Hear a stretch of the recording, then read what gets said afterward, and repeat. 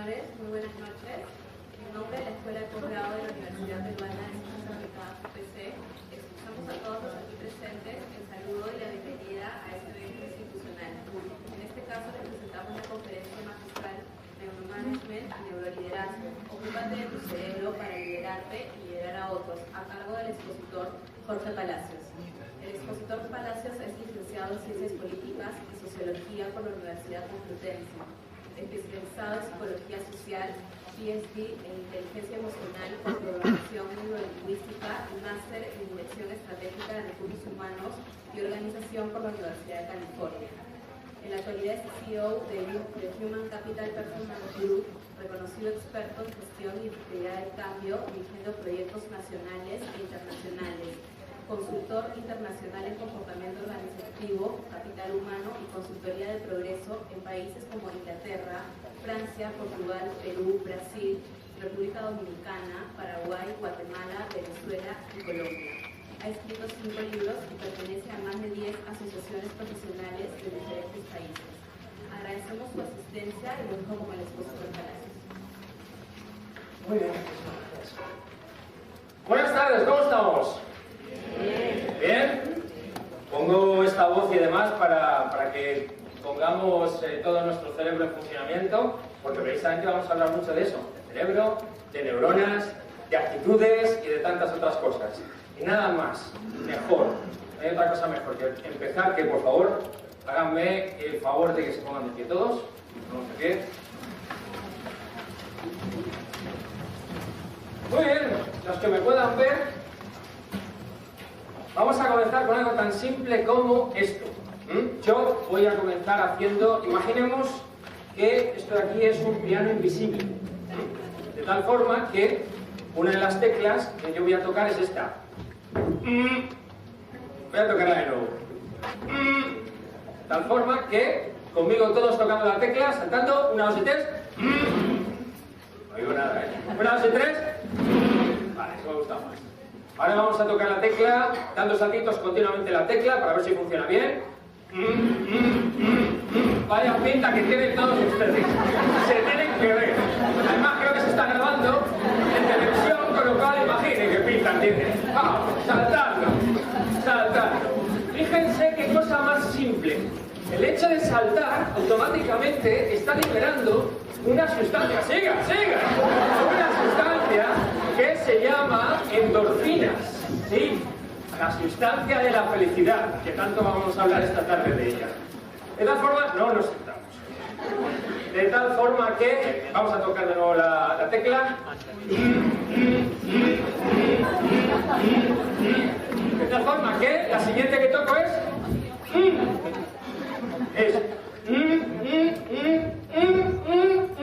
¿Sí? Es...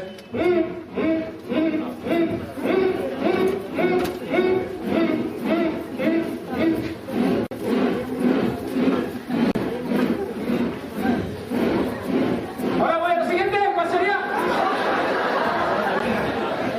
Gracias. Bueno.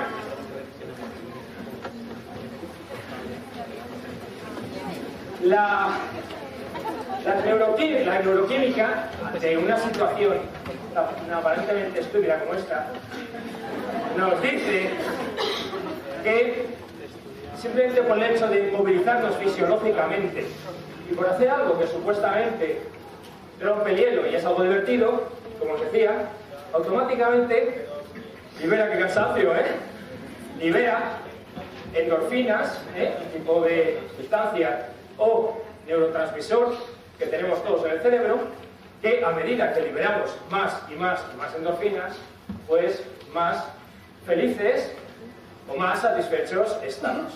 Con lo cual ya, de entrada, la dinámica de la tarde empieza de otra manera. Y además es curioso porque el cerebro lo que hace con todos nosotros es que predice lo que va a ocurrir cuando daba uno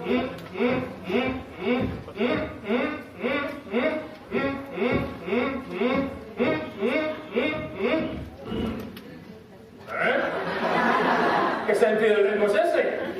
El siguiente sería ¿sí? El cerebro predice automáticamente todo lo que nosotros hacemos, automáticamente todo. Y si no es capaz de predecir algo, en nuestra toma de decisiones lo que hace el cerebro entonces se depende.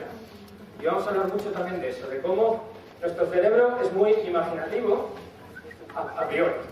De tal forma que lo que vamos a hacer durante la tarde de hoy es ver qué es esto de neuromanagement y el neuroliderazgo, cómo todas las prácticas que estamos cotidianamente haciendo en las áreas de capital humano, en acciones o desarrollos o skills, habilidades, competencias, etc. Como dice nuestro amigo Daniel Pink, que seguro que muchos de vosotros ya habéis leído, Daniel Pink dice que a partir del neuromanagement hay que tirar o borrar o directamente sacar muchísimas prácticas tradicionales que estamos haciendo en materia de habilidades, de competencias y de capital humano, prácticamente hay que tirarlo casi a la basura. Porque el cerebro está haciendo cosas muy diferentes, nuestro cerebro hace cosas muy diferentes a las que en definitiva estamos desarrollando luego en la práctica. Por lo cual, la novedad de todo esto es descubrir en definitiva cómo, ni más ni menos que investigando cómo es el funcionamiento del cerebro, nos lleva a desarrollar en el mundo del management y más específicamente en el mundo de las conductas de liderazgo, nuevos elementos a tener en cuenta. Por lo tanto, la tarde de hoy no se trata de capacitarnos profesionalmente ni nada de esto. Básicamente, en el neuromanagement, lo que hacemos es directamente intentar generar personalidades triunfantes, personalidades orientadas al éxito. ¿Qué entendemos por éxito? El éxito es muy subjetivo, pero lo cierto es que si intentamos desarrollar un marco de éxito, bueno, pues todo aquello que sea capaz de aprovechar nuestras posibilidades, de elegir bien nuestras metas, de esforzarnos por conseguirlas, de disfrutar con las oportunidades que se nos muestran alrededor y finalmente, como no, de afrontar adecuada y positivamente y asertivamente los conflictos. Todo con un objetivo: intentar que nuestro cerebro esté en armonía y en el mejor de los casos, incluso, ¿por qué no?, que lleguemos a ser felices. Eso es, en definitiva, lo que vamos a hablar. Y para eso, lo que vamos a hacer es un viaje. Un viaje a un centro, habéis visto, esto es en un museo que hay en el norte de España, que es el Museo de Evolución Humana, donde se está haciendo también muchas investigaciones a través de una fundación que tiene el museo sobre neuromanagement, sobre neurociencias, neuroeconomía, neurobiología, muchas cosas. Y lo que vamos a hacer es lo que he hecho yo aquí, es adentrarnos en el mágico mundo de nuestro cerebro. ¿Cuál es el ingrediente mágico o cuál es, en definitiva, la gran revolución de este primer cuarto, al menos, del siglo XXI? Si en el siglo XX la tecnología, las nuevas tecnologías, y seguimos viendo la velocidad a la que van, fueron los garantes, en definitiva, de ser la gran revolución, pensemos que por cada año que pasa, en definitiva, en el siglo XX, ahora mismo un año de lo que era el siglo XX, en el siglo XXI son aproximadamente 7 años de velocidad. Por lo tanto, en esta economía de inmediatez en la que estamos, además de las nuevas tecnologías, ¿qué otra cosa empieza a ser la gran revolución? A ver, hermanos. El conocimiento, muy bien, ¿qué más? La información, ¿qué más? La creatividad, ¿qué más? Sin miedo, sin miedo. El estudio del cerebro. ¿Y el cerebro quién lo lleva? El ser humano. Bueno, también hay otros animales que lo llevan, pero en nuestro caso vamos a hablar del ser humano. Efectivamente, todos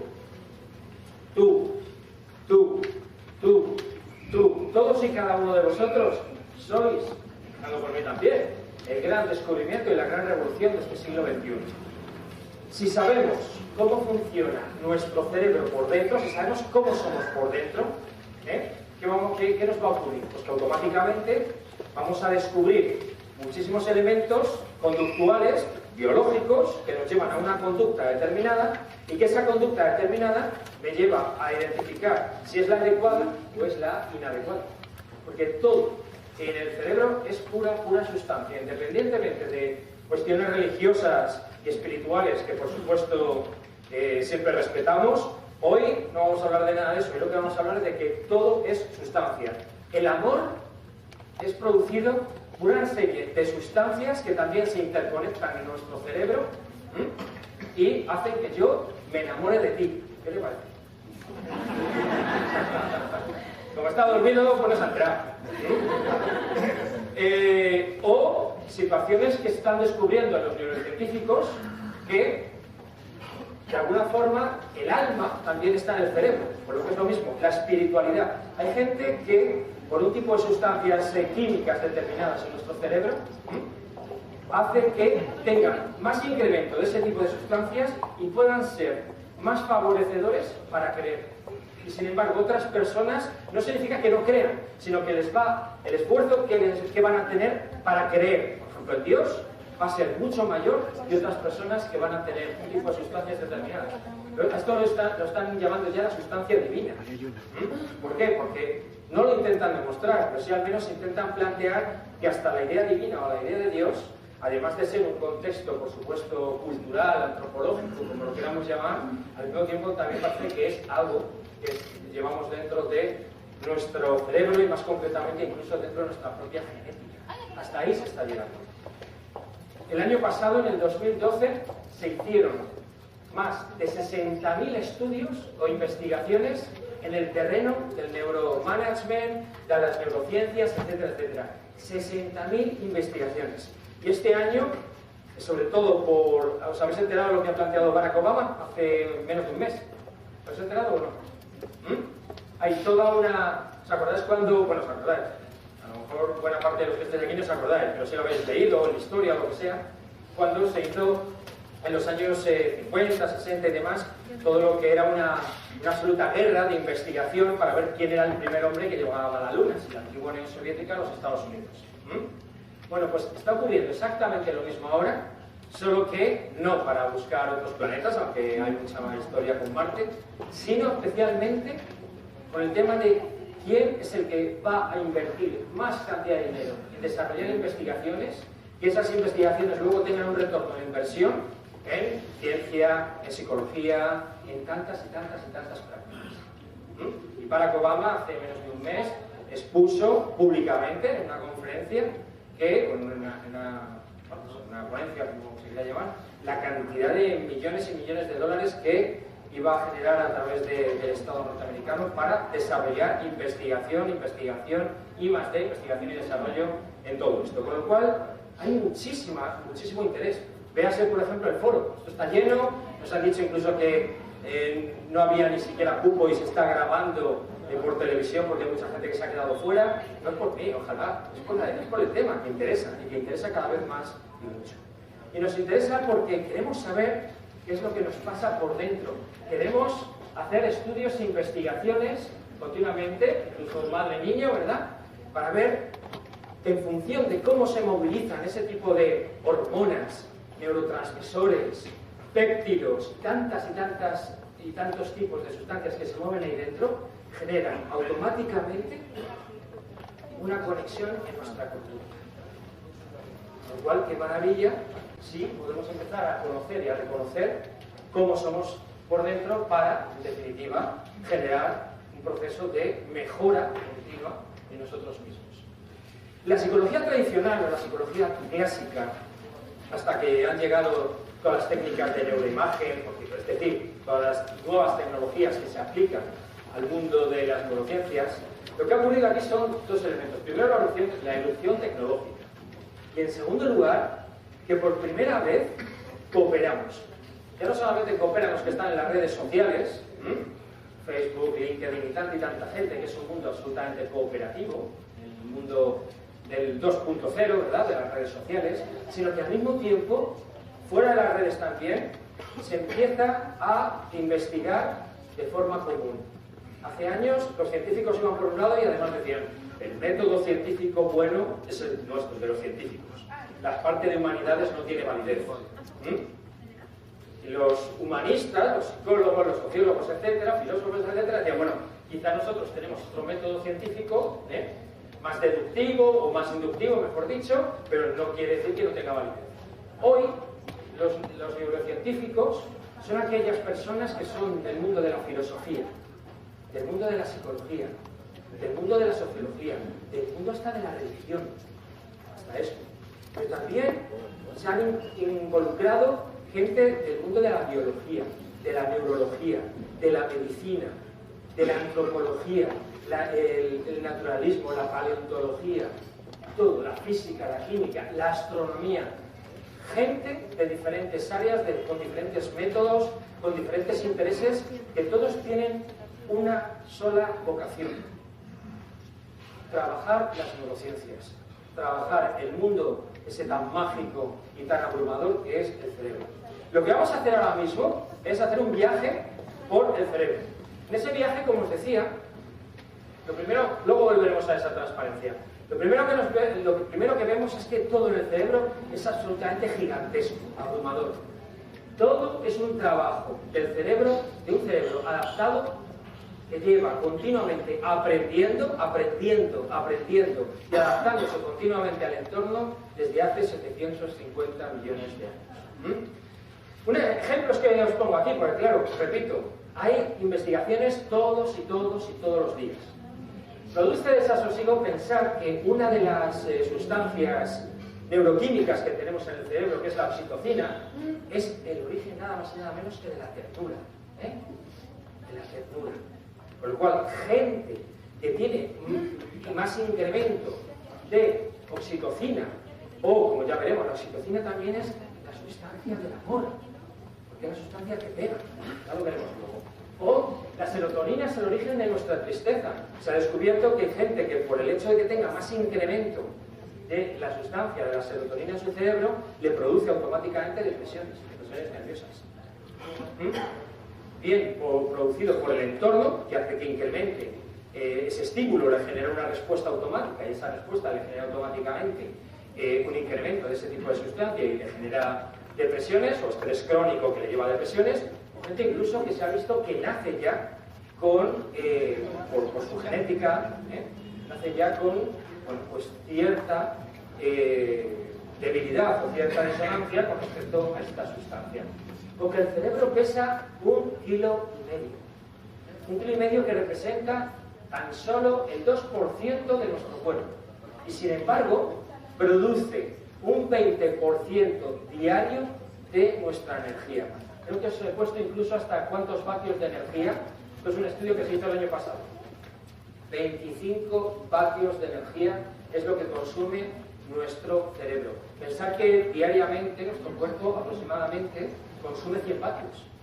Estamos hablando de un 20 a un 25% que de nuestra energía la consume solamente este elemento, ¿no? Y necesita además 36 litros de sangre a la hora para generar precisamente ese aporte energético. Que al mismo tiempo también está compuesto por 100.000 millones de neuronas. Posiblemente todos tenemos ese volumen. Y seguro que más de uno os podéis estar pensando, ¿y se puede incrementar las neuronas en el cerebro? ¿Qué pensáis? ¿No? ¿Sí? ¿Sí? ¿Por qué? ¿No por qué? Mario Alonso. ¿Y indican qué? ¿Correcto? ¿Por ahí? Predeterminado, ¿verdad? Ambos tienen razón. En primer lugar, venimos todos con prácticamente el mismo número. En mi caso creo que viene con un 40 o un 50% menos. He tenido que ir haciendo y demás. Pero lo que es verdad es que el amigo Mario Alonso Puig nos dice que efectivamente también se puede. Sin embargo, hay investigaciones que nos dicen algo más. Hay una investigación de un entrenamiento de un amigo mío en España que hace mindfulness, atención plena. ¿Se entiende más o menos? ¿Lo pongo aquí? Entrenamientos, esto es muy importante para lo que vamos a ver hoy. Mindfulness, entrenamiento mental, atención plena, estar en el presente, en el aquí, en el ahora, the power of now, el actor, estoy hablando. ¿Sí? ¿Sí? ¿Estamos ahí? Vale. Bueno, pues un amigo tiene un curso que dura 8 semanas, también lo está haciendo mucho en Estados Unidos, tiene un curso de mindfulness que consta de 8 semanas. A las 8 semanas, automáticamente, van a un equipo de neurocientíficos para incorporarles a cada alumno técnicas de escáneres cerebrales, etcétera, etcétera. Y se demuestra con cada curso el que menos produce nuevas células, produce automáticamente 200.000. Y el que más está produciendo 300.000. Sí, más de lo que tenía, ¿eh?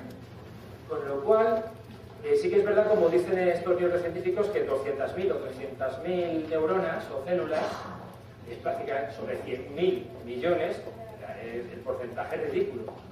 Da igual. El misterio es que podemos ampliar nuestra capacidad neuronal. Esto es todo un hecho. Es todo una revolución de que podamos llegar a hacer. Y este señor, repito, que lo demuestra a través de un curso que será de 8 semanas para generar atención, concentración, lo que llamaremos luego plasticidad. ¿Qué más cosas tiene nuestro cerebro? Nuevos descubrimientos que se han hecho en este último año, año y medio. No sé si sabéis también que se ha descubierto una red neuronal por defecto, que se llama. Esta red va a través del hipocampo y la corteza prefrontal. El hipocampo está muy atado a la memoria. Ya veremos con qué tipo de sustancias está atado a la memoria. Con lo cual, lo que nos genera esto es que, aunque estemos durmiendo, aunque estemos absolutamente en reposo, nuestro cerebro tiene como una subcapa dentro del cerebro prefrontal que sigue activado. Fijaos si sigue activado, que si dormimos bien, esto no paro de decirlo allá donde voy, esté en el país que esté, para mí es fundamental que os lo digan. Y sobre todo yo hoy, que llevo desde las 5 de la mañana, que he venido de viaje de España, que hace muchísimas horas que no duermo, y yo estoy preocupado por mi propia salud. ¿Por qué? Porque los neurocientíficos lo que nos están diciendo es que es sanísimo para nuestras neuronas y para nuestro cerebro dormir entre 7 y 8 horas mínimo. Es sanísimo. ¿Pero sabéis por qué? Porque ese sistema, el sistema de la red neuronal por defecto, lo que hace mientras dormimos, está demostrado también, es que organiza todo el aprendizaje y toda la experiencia que ha desarrollado durante todo el día. Con lo cual, cuando yo recuerdo hace muchísimos años en la universidad, en la época prehistórica, que de alguna forma yo me tiraba toda la noche estudiando, decía que no se me olvide, que no se me olvide, yo me tiraba toda la noche estudiando para por la mañana prontito, a las 8 o las 9 de la mañana tener el examen y llevarlo fresco, y así que no se me olvide. Los señores te dicen, graso error. Lo normal es que se te olviden las cosas. Y si no, es simplemente retentiva, una atención concreta y esporádica, porque luego vas a perder todo ese proceso de aprendizaje. Lo que nos están diciendo es, esa red neuronal por defecto organiza a través del sueño todas tus experiencias de ese día. Te las organiza, te las sistematiza, te las administra adecuadamente, para que, en definitiva, puedas tener un mayor aprendizaje. A medida que vayamos durmiendo menos, aparte que nos genera, por supuesto, enfermedades psicosomáticas, como todos estoy seguro que sabéis, además de eso, el aprendizaje no llega a nuestra curva de mayor nivel posible y otro elemento importante es que se ha descubierto lo que se llama la expresión génica. La expresión génica es otra gran revolución de este último año, año y medio. No todos los genes que poseemos se activan. Aquí tenemos una especie de mala noticia. Fijaos, todo esto, según un estudio de la Universidad de Minnesota, con parejas de gemelos iguales, donde han visto cuál es el aporte genético que traen unos y otros, monocigóticos además, para que tengan la misma herencia genética. Fijaos, los porcentajes tan amplios que tenemos de esta transparencia o esta slide, si la estáis buscando, posiblemente no la tengáis. Fijaos la cantidad de porcentaje de herencia genética que tenemos. Y además, esto es para estudiar en profundidad, porque aquí no tenemos tiempo, pero ¿dónde están los porcentajes más amplios? Fijaos, en el sentido del deber, en el gregarismo, en la asertividad, más vemos por ahí que más en los sentimientos, en las acciones son 42%, fijaos, las ideas son 53%, nuestros valores tienen un aporte genético importante, el 49%. ¡Wow! Bien tremendo, ¿no? la cantidad de porcentaje, o el porcentaje tan amplio que tenemos en la parte genética.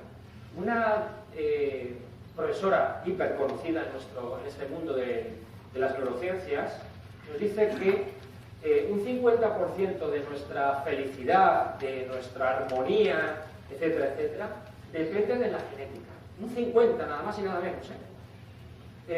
Un 10% es el entorno. Y no solamente el entorno, sino además las decisiones que tomamos en el entorno, que nos llevan automáticamente esas decisiones a unas consecuencias, mejores o peores en nuestra vida.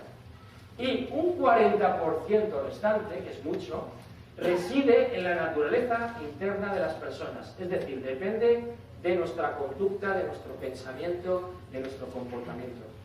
Y se dice de otra manera, ese 40% es actitud. Por tanto, tenemos un 50% de genética, un 40% de entorno y un 10% de actitud. Se acaban de cargar con estos estudios lo que durante muchísimos años en la psicología tradicional hemos pensado. Es que efectivamente había una genética importante, posiblemente mucho menos que un 50%, ¿no? Pero que el entorno, eso de que el entorno pesaba un 10%, como decían los psicólogos conductistas y todo, incluso la escuela de la Gestalt y tantas otras, que hay muchos psicólogos, seguro que me estáis escuchando, me estáis entendiendo, pensábamos, empezando por mí mismo, que el entorno pesaba muchísimo. Y resulta que el entorno ahora nos pesa muchísimo menos. Por lo tanto, ¿dónde está la revolución con esto, con la expresión génica? Pues que a pesar de que yo tengo una genética determinada, importante, a pesar de que yo tengo una genética determinada, dependiendo de mi actitud, dependiendo de mi resiliencia incluso, ¿se entiende resiliencia? Hasta dependiendo de cómo supero los desafíos, cómo afronto las adversidades, etcétera, etcétera, puedo adormecer, por supuesto de forma inconsciente, sin yo saberlo, la parte genética negativa mía. Hay un 50%, esto que os voy a decir es una malísima noticia, pero no por ello hay que dejar de decirla. El optimismo o el negativismo, el ver el vaso medio lleno o medio vacío, tiene un porcentaje altísimo en nuestra genética.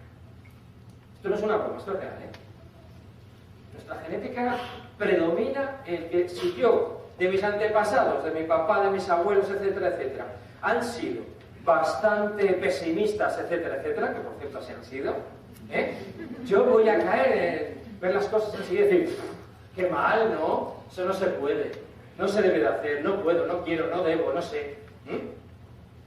O si tengo una genética que predomina hacia un optimismo inteligente, en definitiva, puede hacer también que yo pueda ver la vida de un color mayor de rosa, ¿no? De tal forma que, ¿qué pasa con esto? Que lo que nos dice es, hemos visto a mucha gente de carácter resiliente que son capaces de adormecer las neuronas negativas que tienen para fomentar con actitud lo positivo que tienen. O al revés, o que yo tenga una actitud positiva ante la vida, pero ante la crisis en España y en Europa que hay, tan cruel, me vaya apagando, me vaya apagando, me vaya apagando, y esa genética positiva que yo tenga, se adormezca también. Es decir, que puedo adormecer tanto mi parte positiva como mi parte negativa. ¡Wow!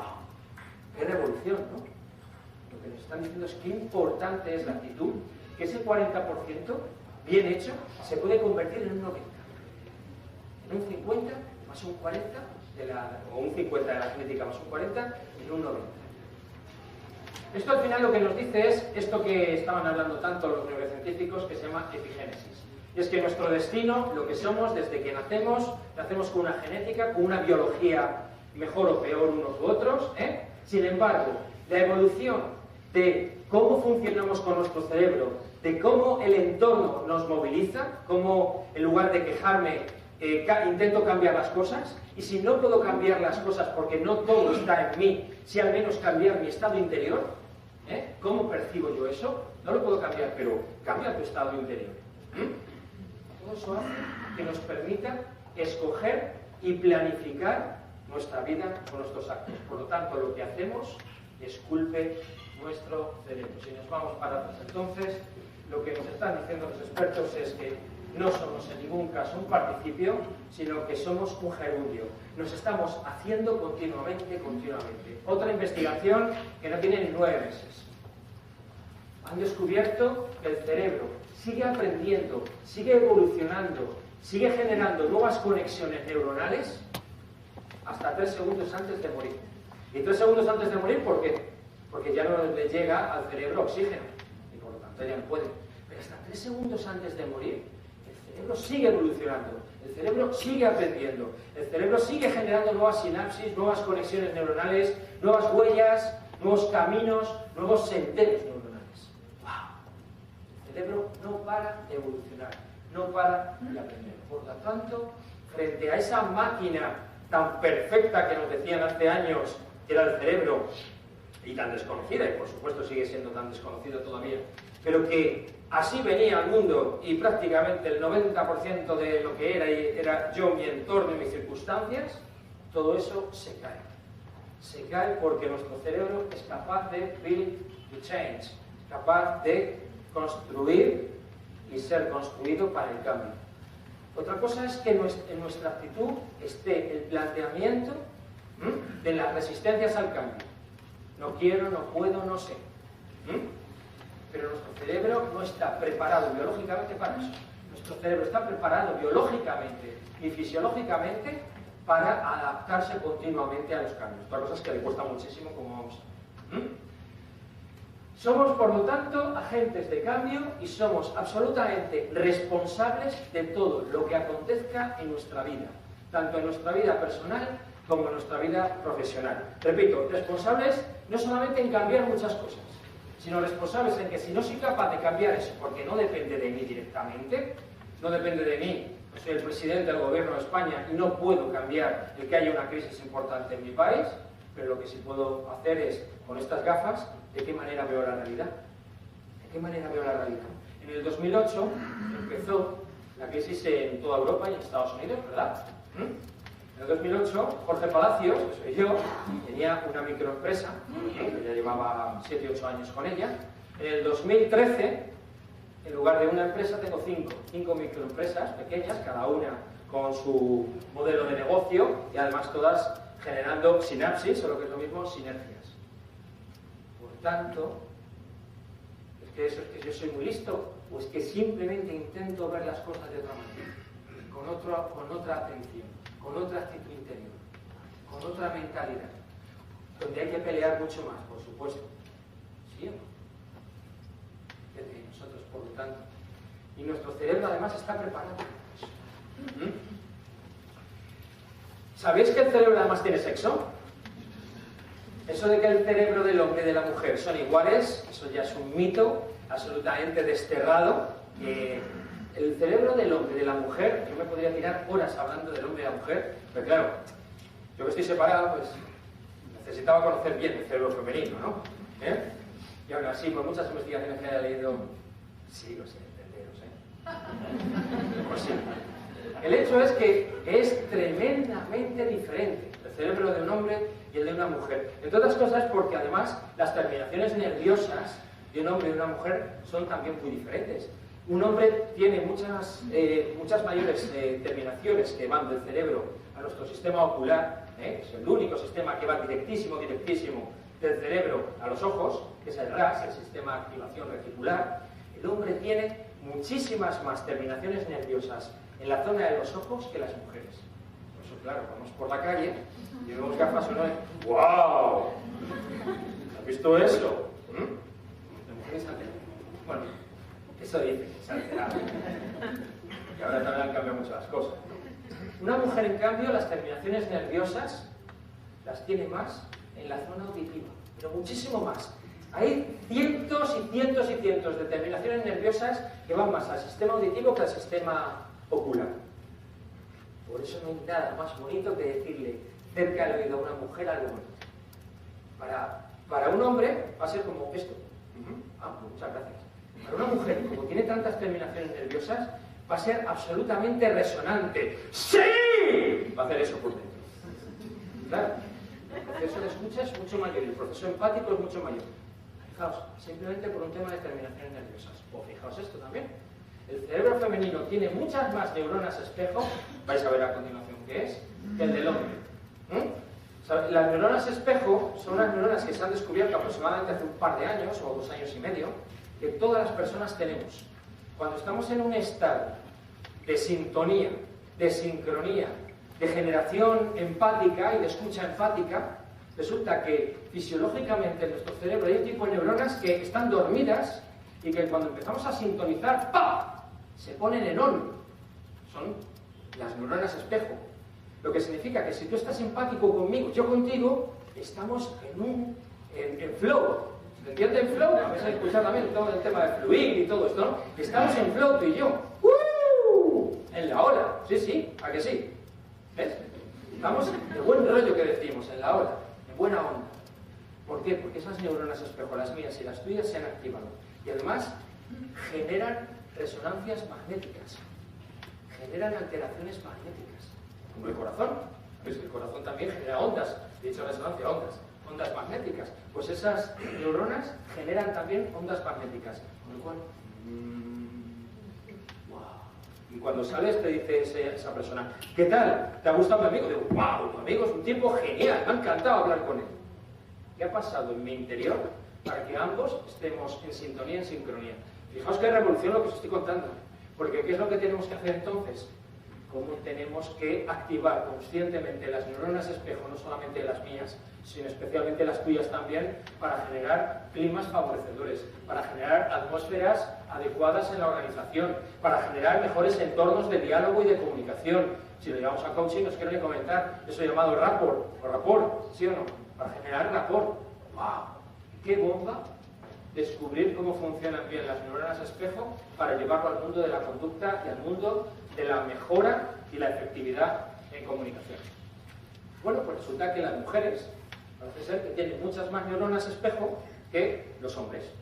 Con lo cual, a priori, nos dicen que son muchísimo más empáticas que los hombres. En cambio, los hombres sí que tienen más empatía cognitiva, es decir, buscan más la solución. Este es el típico rollo que seguro que habéis escuchado miles de veces, que mientras que tenemos un conflicto en casa y tu mujer te está ahí, lo que quiere es que la escuches, el hombre lo que está dando es soluciones. No, pues es que a mí la solución, si yo la solución ya la tengo desde hace una semana. Si yo lo único que quiero es que tú me escuches, me entiendas y me comprendas, y llorar a tu lado. El tipo no lo entiende. Sí, llora todo lo que quieras, pero tú mañana a tu jefe lo que le tienes que decir es lo que yo te voy a decir. Dale, que no, pero si tú no conoces ni a mi jefe. Y tenemos un conflicto ahí donde por fin alguien nos ha dicho, claro, Jorge, claro, entiéndelo. Digo, no, entiéndelo. Es que el cerebro del hombre y de la mujer son diferentes. Ah, vale. Pues vamos a ver desde la gestión de la diversidad entonces cómo nos ponemos en marcha. Porque ya sé que al menos somos diferentes en muchas cosas. Pues fijaos, simplemente el hecho de tener más o menos testosterona en el líquido amniótico del feto producirá un mejor desarrollo o peor del lenguaje y de la comunicación. Demostrado que niños que tienen más testosterona que otros, ¿qué creéis? Si tenemos más testosterona, vamos a tener un mejor desarrollo del lenguaje y la empatía o menos, con más testosterona. Menos, efectivamente. Cuanto menos testosterona tenga ese niño, más va a favorecer ese hemisferio emocional, ese sistema límbico que luego vamos a ver, ¿no? Todo su mundo emocional o todo su caudal emocional. A medida que tenga más testosterona, más macho. ¿Sí? Más tarzán. De tal forma que eso va a desfavorecer, de alguna forma, la empatía. También nos dicen que, otra grande, sobre todo de cara a todo lo que podemos hablar orientado a resolución de conflictos. Un pensamiento negativo daña a nuestro cuerpo aproximadamente 6 horas. Esto lo que nos quiere decir es que todas las enfermedades psicosomáticas, esto que nos hablaban la gente del Dalai Lama y toda esta gente que decimos, pero qué locos que están, ¿Cómo se nota que no están en este mundo? ¿Sí? Bueno, pues toda esa gente que nos dice que mente y cuerpo es uno solo, se ha demostrado ahora a través de los neurocientíficos que efectivamente es real. Es absolutamente real. Que primero hay biología, que primero hay fisiología, y esa fisiología va asociada automáticamente a través de nuestro cerebro a una conducta determinada. Frente a un estímulo hay una respuesta determinada. Con lo cual, si yo estoy agotando a mi cuerpo, eso lo va a pagar también mi conducta, mi emoción. Mi emoción va a ser más desagradable. ¿Sí o no? Con lo cual, nos están diciendo que nos cuidemos. Que nos cuidemos. Porque tenemos, yo os he puesto ahí 50.000 pensamientos. Y porque soy conservador. Porque nos están hablando ya de 60.000. Tenemos aproximadamente unos 60.000 pensamientos al día, diarios. Conscientes o inconscientes o subconscientes. Pero continuamente. El 80% de esos pensamientos negativos, frustrantes, limitantes, como los queráis llamar, bloqueantes o bloqueadores, son negativos. Y si cada uno de esos me está dañando el cuerpo 6 horas, pues me contaréis lo que estamos haciendo. O destrozando absolutamente a nuestro cuerpo. En lugar de darle al cuerpo sustancias, como vamos a ver, positivas, que nos generen autosatisfacción, que mi cuerpo esté preparado para la acción y que eso me lleve automáticamente a tener una predisposición, una actitud, una emoción y una conducta ante las cosas y ante la vida.